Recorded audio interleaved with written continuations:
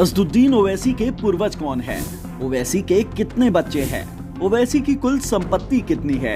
ओवैसी की पत्नी कौन है? ओवैसी परिवार का इतिहास क्या है? असदुद्दीन ओवैसी शिया हैं या सुन्नी? ये कुछ ऐसे सवाल हैं जो AIMIM चीफ असदुद्दीन ओवैसी के बारे में गूगल में रोजाना सर्च किए जाते हैं। हैदराबाद की सांसद की पूरे भारत में अपनी एक अलग पहचान है। हैदराबादी लहजे में बेबाक भाषण और मुसलमानों के हितों की वकालत ओवैसी को देश के कई नेताओं से अलग खड़ा कर देती है। बहुत बड़ी गलती की जो इन जालिम पुलिस वालों पर भरोसा कर दिया। उत्तर प्रदेश में विधानसभा चुनाव का प्रचार कर वापस लौट रहे असदुद्दीन के काफिले पर गोलियां चलाई गई। इसके बाद एक बार फिर ओवैसी सुर्खियों में है। तो आज तक एक्सप्लेनर की इस वीडियो में बात असदुद्दीन ओवैसी की, उनकी देश की राजनीति में पकड़ की, उनका इतिहास क्या है और उनका फ्यूचर क्या होगा।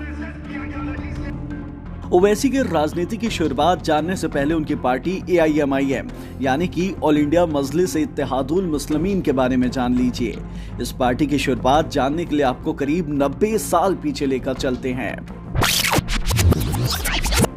साल 1928 में नवाब महमूद नवाज खान ने मजलिस की स्थापना की थी और 1948 तक उनके पास इस संगठन की बागडोर रही। भारत की स्वतंत्रता के बाद यह संगठन हैदराबाद को स्वतंत्र बनाए रखने की वकालत करता था। इसलिए जब 1948 में हैदराबाद का भारत में विलय हुआ, तब भारत सरकार ने इस संगठन को बैन कर दिया और उस समय इसके अध्यक्ष रहे कासिम राजवी को गिरफ्तार कर लिया गया था। बाद में राजवी पाकिस्तान चले गए और संगठन की जिम्मेदारी उस समय के मशहूर वकील अब्दुल वहाब ओवैसी को सौंप गए और यहां से शुरू होती है मजलिस में ओवैसी परिवार की एंट्री। 1957 में मजलिस को राजनीतिक पार्टी के तौर पर बहाल किया गया। इसके नाम की शुरुआत में ऑल इंडिया जोड़ा गया और इसके संविधान में बदलाव किया गया। अब्दुल वहाब ओवैसी के बाद साल 1976 में पार्टी की जिम्मेदारी उनके बेटे सलाहुद्दीन ओवैसी को मिली, जो साल 2004 तक लगातार 6 बार हैदराबाद से सांसद रहे। अब सलाहुद्दीन के बड़े बेटे असदुद्दीन ओवैसी मजलिस के अध्यक्ष और हैदराबाद के सांसद हैं। उनके छोटे भाई अकबरुद्दीन ओवैसी हैदराबाद के चंद्रयान गुट्टा सीट से विधायक हैं, जो अपने एक भाषण के कारण खूब विवादों में घिरे रहे थे। अरे ओवैसी तो छोड़ो, ओवैसी की आने वाली 1000 नस्लें भी इसी मुल्क में रहेंगी, तुझसे लड़ेंगी, तुझसे मुहावरा करेंगी, तुझे भगाएंगी, हम भागने वालों में से नहीं है। 13 मई 1969 को हैदराबाद में जन्मे असदुद्दीन ओवैसी राजनीति में आने से पहले लंदन से कानून की पढ़ाई कर रहे थे।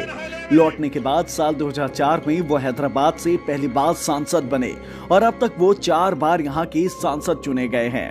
जब असद के पिता मजलिस की कमान संभाल रहे थे, तब भी ये पार्टी उस वक्त के आंध्र प्रदेश की सीमा से जुड़े महाराष्ट्र और कर्नाटक के कई इलाकों में सक्रिय थी।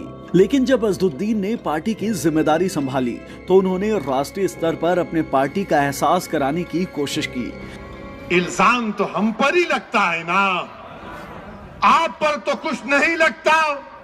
असदुद्दीन ओवैसी और मजलिस किसी मजहब के खिलाफ ना थी, ना है, ना कभी रहेगी इंशाअल्लाह ताला। आज महाराष्ट्र में AIMIM के सांसद हैं, विधायक हैं। लोकल निकाय चुनाव में AIMIM को सीटें मिलती है। बिहार में मजलिस के पास विधायक हैं। आज दोनों ओवैसी भाइयों की रैलियों में खूब भीड़ जुटा करती है। इसके अलग भी उनके प्रशंसकों और आलोचकों का एक बड़ा वर्ग है। असदुद्दीन ओवैसी की ओर से संसद के अंदर, समाचार चैनलों की चर्चाओं में और राजनीतिक रैलियों में दिए गए भाषणों के वीडियो सोशल मीडिया पर खूब देखे जाते हैं। ऐसी नॉलेज बढ़ाने वाली एक्सप्लेनर वीडियोस देखने के लिए जुड़े रहें आज तक के साथ।